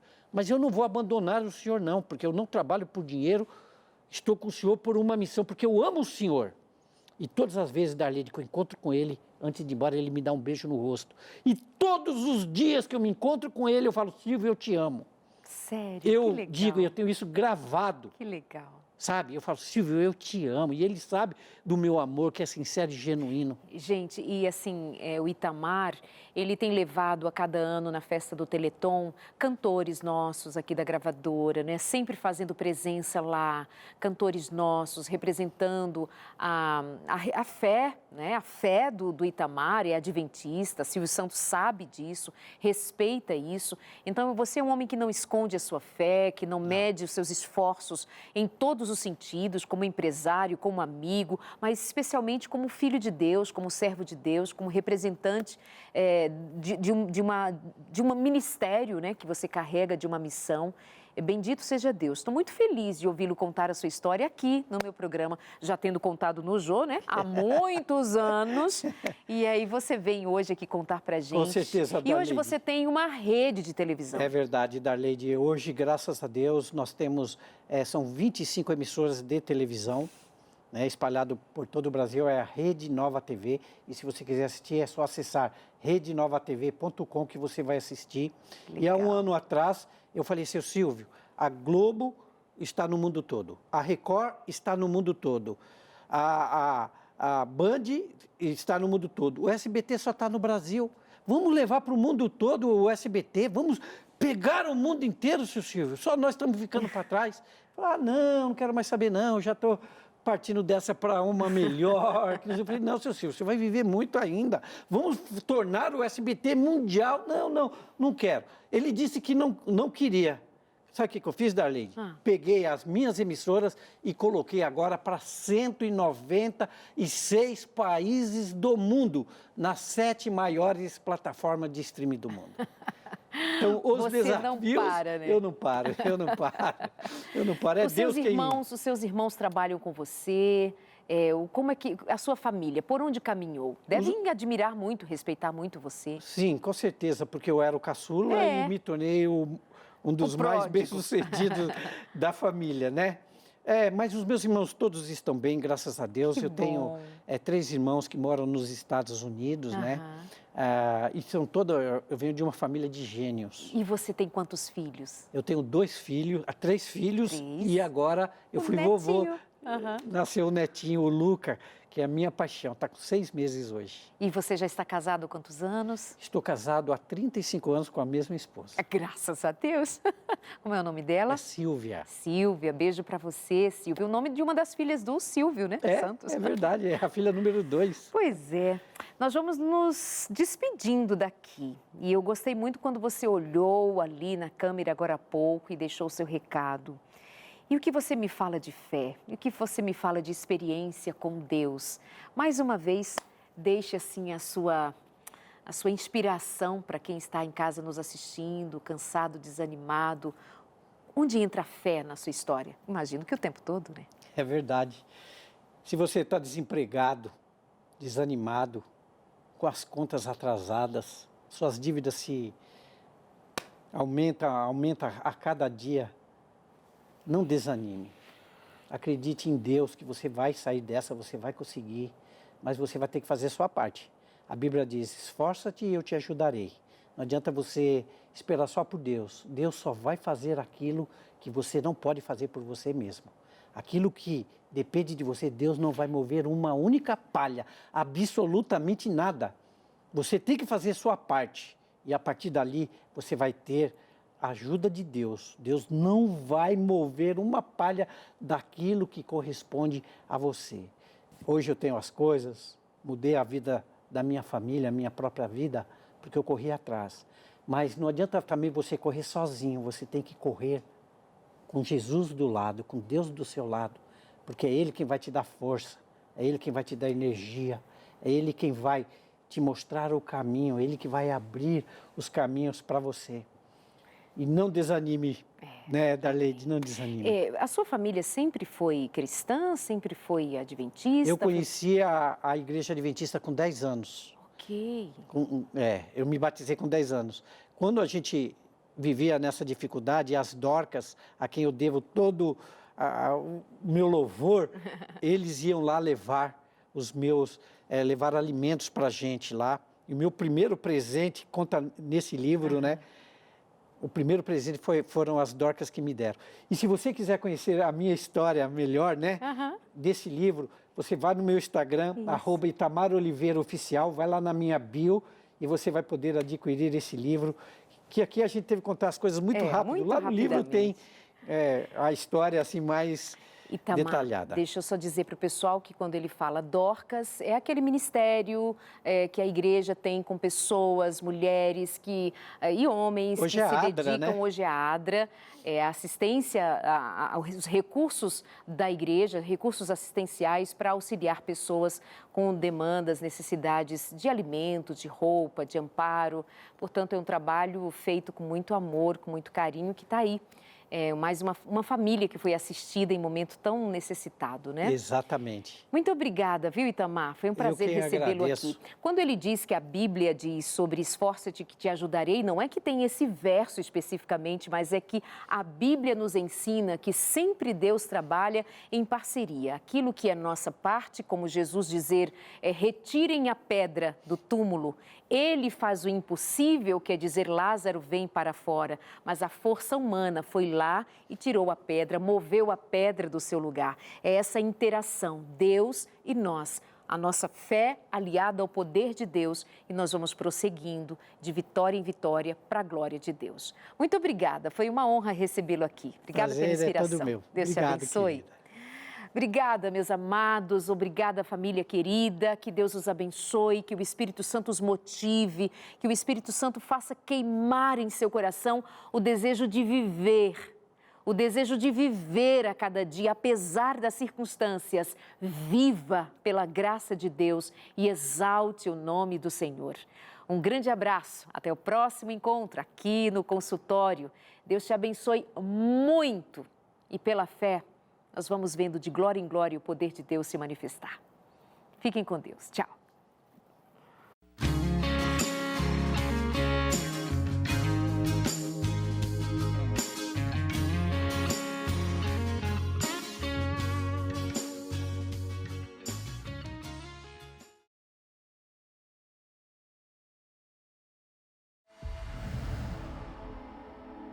Eu sou Ana Lopes, jornalista e exploradora. Levei choque! E nessa temporada eu vou investigar se a vida no planeta é fruto do acaso ou de uma mente inteligente que nos planejou. Deus não pode ser testado. Começa agora Origens na sua TV Novo Tempo.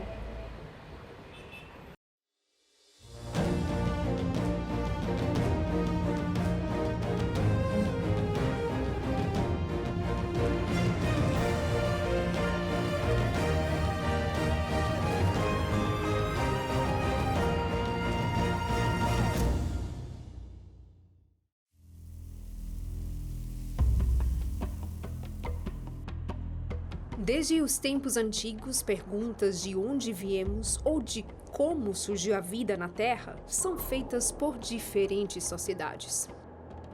E na busca por responder às chamadas questões existenciais, diversas culturas produziram respostas através da religião sobre as nossas origens.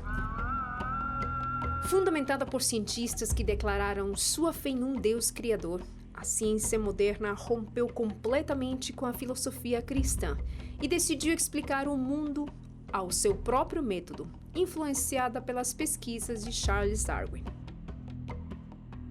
Desde então é comum a frase ciência e religião não se misturam. Mas se isso for verdade, como ter a certeza de que a ciência exclui completamente a possibilidade de um criador? Por meio de pesquisas, percebi no passado que essa possibilidade jamais foi negada. Para Isaac Newton, Nicolau Copérnico e Galileu Galilei, o ato de fazer ciência não parecia excluir a fé em um criador. Mas será que hoje, para ser um bom cientista, é preciso abandonar qualquer tipo de crença? É isso que vamos descobrir juntos no programa de hoje. Para entender melhor esse debate sobre religião e ciência, eu fui conversar com um grande cientista, o Dr. Marcus Eberlin. E aí um dia o meu orientador nos Estados Unidos falou assim, vamos chamá-la de reação de Eberlin. E aí ficou. Doutor em Química, ele ganhou destaque no meio acadêmico ao dar o seu nome a uma reação química. A ciência, ela demora às vezes para reconhecer os seus feitos, mas quando ela reconhece que você fez alguma coisa que mereça ser chamado pelo seu nome, a gente fica contente, não é? Além disso, vou questionar a relação que se faz entre ateísmo e ciência. Uma mente humana, ou a mente de Deus, enfim, não teria nenhum poder explicativo. Ela poderia ser usada como um fenômeno social, por exemplo, mas ela não é em si mesmo uma explicação científica válida. E ver como assuntos de grande debate entre criacionistas e evolucionistas são estudados por cientistas cristãos. Muitas são as coisas que eu quero descobrir no programa de hoje. E eu te convido a fazer o mesmo logo depois do intervalo.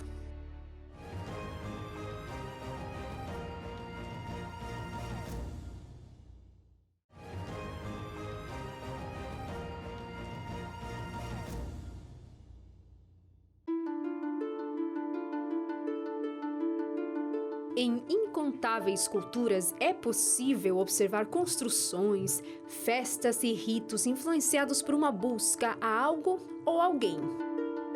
A crença, ou seja, a convicção por aquilo que se acredita, foi o que conduziu a sociedade até o momento atual.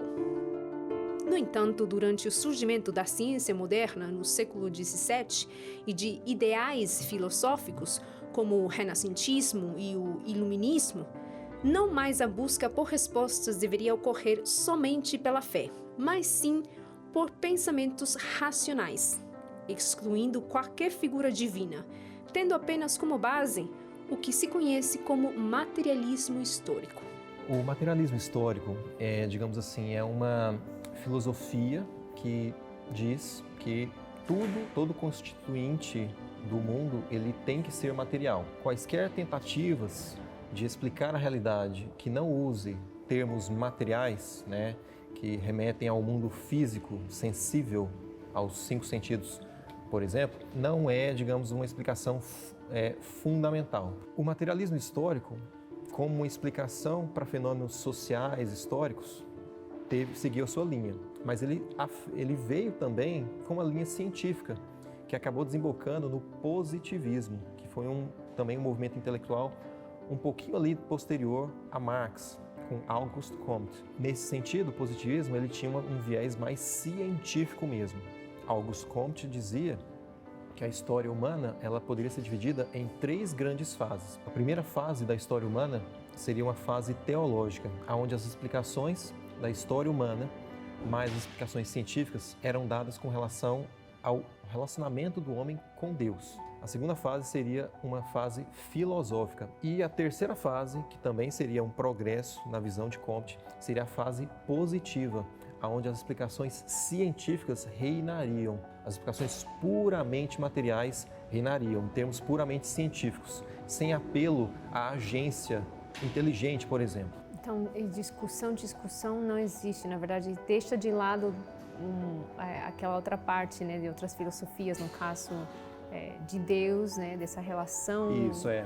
Simplesmente rejeita. Ele pode até aceitar como um discurso, mas ele não, digamos assim, ele não teria a mesma autoridade de outras explicações que sejam puramente materiais.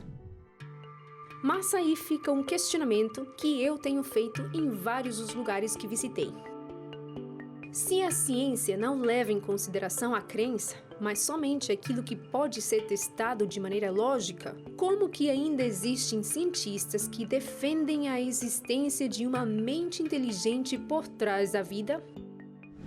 E para falar com um desses cientistas, estou com o Dr. Marcos Eberlin, coordenador do Núcleo de Pesquisas Discovery Mackenzie. Falei direito. Sim, falou sim, Ana. Doutor, muito obrigado por estar aqui com a gente, por participar, aliás, em vários dos episódios dessa temporada. Doutor, como você, como cientista, concilia a questão de religião e ciência? Se é possível realmente conciliar? Ana, eles são, na realidade, inseparáveis. Essas duas áreas são inseparáveis. A nossa percepção de como o mundo foi criado, como ele foi feito, que nós temos através da ciência, sem dúvida terá implicações fortíssimas, teológicas e filosóficas. Então são duas áreas inseparáveis. E eu concilio muito bem, porque as evidências que eu tenho a partir da química, da bioquímica da vida, do estudo através dos átomos e das moléculas, mostram claramente que um ser de extrema inteligência fez o universo e fez a vida e os fez prontos. O mais intrigante que é ser um pensamento comum de muitos cientistas. Não à toa, Galileu Galilei, o famoso astrônomo e matemático, escreveu um texto que me chama a atenção. Eu acredito que a autoridade das letras sagradas tenha tão somente o objetivo de inspirar os homens, estando acima de qualquer possibilidade da mente humana. É curiosa a história de Galileu, porque existe essa ideia de que Galileu teria sido perseguido pela Igreja Católica e tudo, mas quando você vai às fontes, você vai ver que a perseguição a Galileu não tinha motivação religiosa alguma. Era um debate científico como existe hoje. E da mesma maneira como hoje também existem grupos de poder que têm interesses fora da ciência e que reprimem cientistas, mais ou menos foi o caso de Galileu também. Quando você olha nas fontes, você vai ver que existiam cientistas cristãos em favor de Galileu, existiam cientistas contra a ideia de Galileu, existiam teólogos cristãos contra Galileu, existiam teólogos cristãos a favor de Galileu. Então, faz parte do debate científico. a gente precisa recorrer às fontes primárias, para verificar a veracidade de certos mitos que são discutidos por aí, de que existe um conflito entre ciência e religião, de que eles estão em briga, quando na verdade a história não diz isso. E parece que a fé e o modo de se fazer ciência desses cientistas ecoam ainda hoje, como é o caso do doutor em química Marcus Eberlin. Quantos anos trabalhando já com ciência? São décadas. Desde pequenininho, né? Eu já comecei a brincar com aquele jogo Pequeno Químico. Nós todos somos pequenos cientistas, né? A criança, quando nasce, já começa a investigar o mundo ao seu redor. E quando eu entrei na química, isso foi só sendo um pouco mais detalhado, estudando um pouco mais a nível atômico e molecular e percebendo coisas que a gente já percebe ao nível macroscópico, ainda mais intensamente pela química. Marcus Eberlin é químico brasileiro, cientista, membro da Academia Brasileira de Ciências. Já recebeu a Ordem Nacional do Mérito Científico em 2005 e, em 2016, a Medalha Thomson, principal honraria na área de espectrometria de massas. Além disso, Marcus Eberlin marcou história na ciência, dando seu nome a uma reação química. Como é, então, falando de química, como é que uma reação química ganhou seu nome? No laboratório, um dia, eu estava planejando fazer uma reação de identificação de íons e lembrei de uma reação no laboratório de química orgânica. Falei, nossa, essa reação deve funcionar também na fase gasosa. E fiz essa reação com íons, funcionou super bem, a gente continuou com vários e vários projetos, publicamos um artigo de revisão sobre essa reação. E aí um dia o meu orientador nos Estados Unidos falou assim, vamos chamá-la de reação de Eberlin. E aí ficou. O reconhecimento de um cientista como o Dr. Marcus Eberlin me fez querer pesquisar, conhecer outros cientistas. E entre os ganhadores do Prêmio Nobel, descobri que vários deles declararam qual é a sua crença. Entre eles, William Daniel Phillips, ganhador do Nobel de Física em 1997. Eu acredito em Deus. Na verdade, eu acredito em um Deus pessoal que age e interage com sua criação. Eu acredito que o aparente e excepcional ajuste fino das condições do universo para o desenvolvimento da vida sugerem que um Criador inteligente é o responsável. Então, por que ainda parece ser um problema ser cientista e ser religioso? Será que o ateísmo combina melhor com a ciência? Bom, é isso que eu quero que você descubra junto comigo hoje. No próximo bloco, vamos conhecer sítios de estudo sobre dinossauros na Bolívia e nos Estados Unidos. Para mim, o estudo dos dinossauros é fascinante também, porque é como um caso de detetive. Esse depósito em particular, que talvez seja um dos maiores, certamente é um dos maiores do mundo, ou talvez o maior. Ver como um tema delicado da ciência é estudado por criacionistas. E a outra coisa é que os cientistas são pessoas e eles têm uma cosmovisão que pode ser cristã ou pode ser ateísta. E isso tem muita influência nas conclusões que fazem. E tentar entender de uma vez por todas o debate entre ateus e cristãos sobre fazer ciência. 90% dos ganhadores de prêmio Nobel, foram ou são homens que creem em Deus. Isso e muito mais logo depois do intervalo.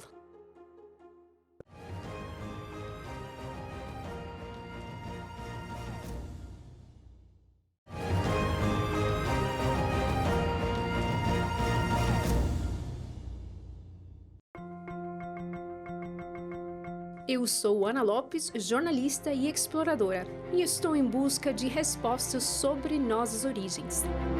Uma mente humana, ou a mente de Deus, enfim, a mente não teria nenhum poder explicativo. No programa de hoje, eu estou investigando a relação entre fé, ateísmo e ciência. Percepção de como o mundo foi criado, como ele foi feito, que nós temos através da ciência, sem dúvida terá implicações fortíssimas, teológicas e filosóficas. E para isso, foi preciso entender mais da história da ciência. Existe essa ideia de que Galileu teria sido perseguido pela Igreja Católica e tudo, mas a perseguição a Galileu não tinha motivação religiosa alguma. E agora? O mistério sobre a origem dos dinossauros é algo que intriga muitos cientistas e curiosos. Estudos naturalistas indicam que esses seres únicos teriam vivido na Terra há milhões e milhões de anos e teriam sido extintos por uma grande catástrofe. E se analisarmos do ponto de vista criacionista, parece quase impossível entender como esses seres existiram nessa Terra sem contradizer a narrativa histórica da Bíblia. No entanto, 2 dos maiores centros de estudos de fósseis de dinossauros são conduzidos por criacionistas.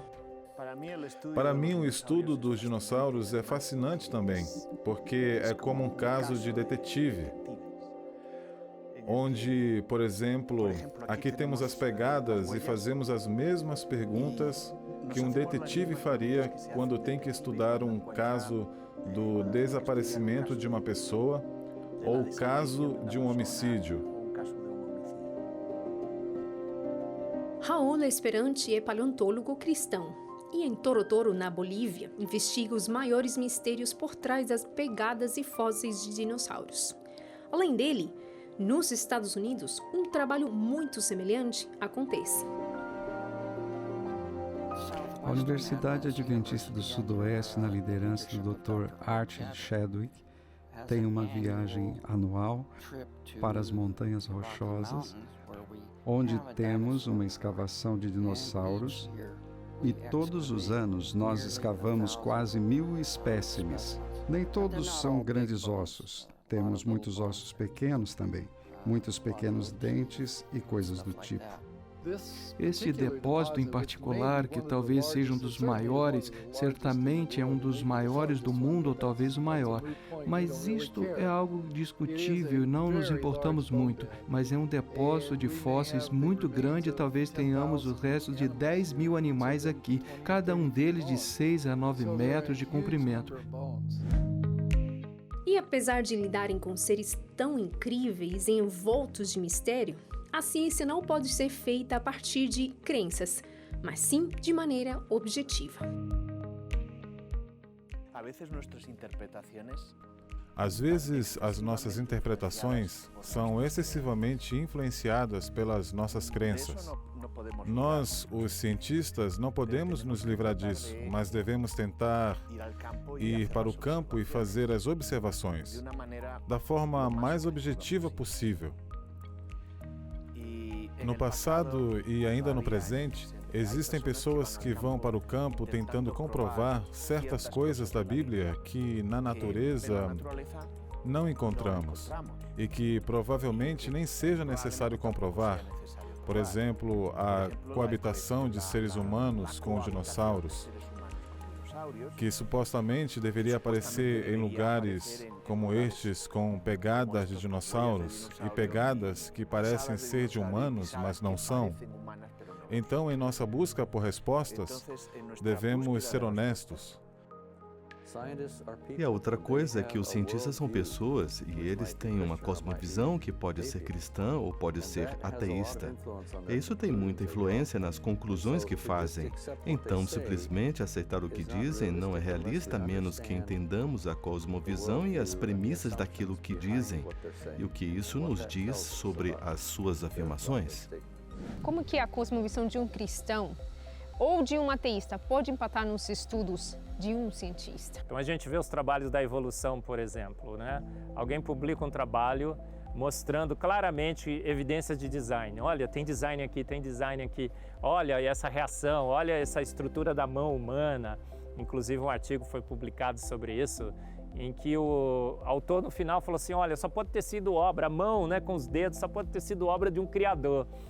E aí o artigo, depois que foi publicado, houve uma comoção ampla, geral e restrita na academia. Como é que ele pode dizer que foi Deus que fez? E tiraram, né? Cancelaram o artigo. E esse dilema que todo o cientista que não crê em Deus enfrenta todos os dias, você não precisa enfrentar. Você pode trabalhar com uma perspectiva muito mais positiva da ciência. O discurso do Dr. Eberlin não surpreende tanto, já que um recente levantamento mostrou que no Brasil, as universidades particulares que lideram o ranking de pesquisas são religiosas. Os pais da ciência eram todos homens que criam em Deus, na sua imensa maioria. Boyle, o pai da química, era um cristão, cria em Deus. Ele, inclusive, investia seus salários na distribuição de Bíblias. Boyle, Pascal, Schrödinger, Planck, Maxwell. Os grandes pais da ciência, Ana, homens que criam e muitos cientistas hoje que creem em Deus. Então, nós temos grandes cientistas que foram e que são cristãos e que têm feito grandes contribuições para a ciência. 90% dos ganhadores de prêmio Nobel, Ana, foram ou são homens que creem em Deus, apenas 10% de ateus. A gente sempre fica pensando, né, cientista bom é cientista ateu. Pelo contrário, 90% dos ganhadores de prêmio Nobel, 67% cristãos. Vencedor do Prêmio Templeton em 2019, apelidado também de Nobel da Espiritualidade, o astrônomo brasileiro Marcelo Gleiser disse: o ateísmo é inconsistente com o método científico. O ateísmo é uma crença não crença. Então você nega categoricamente algo contra o qual você não tem provas. E ainda acrescentou: mantenho a mente aberta, porque entendo que o conhecimento humano é limitado. Então, os dois cientistas fazem muitas coisas iguais. Quando olhamos para a ciência, estamos olhando para coisas que avaliamos com os nossos 5 sentidos. Não importa se você tem uma cosmovisão bíblica ou naturalista. Você irá usar seus 5 sentidos quando analisar os dados. Mas a grande diferença nisso seria perguntar: você acha que poderia haver uma intervenção sobrenatural que explica algumas coisas que você encontra nesses dados? E uma pessoa com uma cosmovisão bíblica diria: sim, definitivamente poderia haver uma intervenção sobrenatural. Enquanto que alguém com a cosmovisão naturalista irá desconsiderar completamente o acontecimento de qualquer intervenção sobrenatural. Quanto às origens, tudo é um elemento de fé. A ciência não consegue reproduzir no laboratório as origens do universo, nem mesmo da vida. Até hoje não se criou vida. Então não adianta. Você entra num elemento de fé quanto às origens, embora eu diga que não seja, mas não importa. Filosoficamente, as origens são uma questão de fé. Ou você crê que Deus existe e que Ele é inteligente e criou o universo, ou você crê que a própria matéria tem a potencialidade criadora de Deus. Então você só tem 2 opções. Ou Deus é um ser pessoal inteligente, criador, ou a matéria tem as capacidades criadoras de Deus. Existe o lado especulativo da ciência e que está em conflito com a Bíblia, com absoluta certeza, mas também tem aquele elemento muito significativo que é um denominador comum entre a ciência e a Bíblia, que não estão em conflito e que ajudam tremendamente.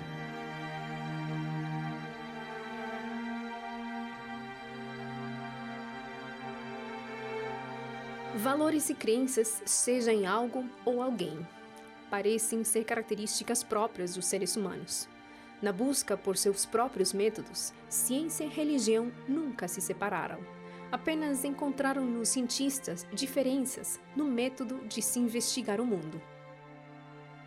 O Criador, descrito na Bíblia, continuará sendo fruto de debate, mas também uma incógnita ou, quem sabe, uma figura a ser admirada por muitos que querem com seriedade compreender melhor as nossas origens.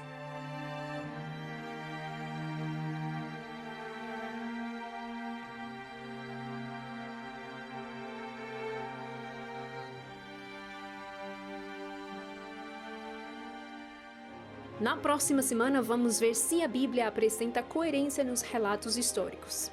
Aceitá-la como a palavra inspirada de Deus é um ato de fé, mas negar a historicidade e a precisão dela, aí já fica bem complicado para quem não acredita, né? Como escritos do passado podem ter inspirado descobertas da ciência moderna? Veja, isso há 3.500 anos atrás se falava em isolamento. Como eles sabiam disso? O programa da semana que vem está imperdível.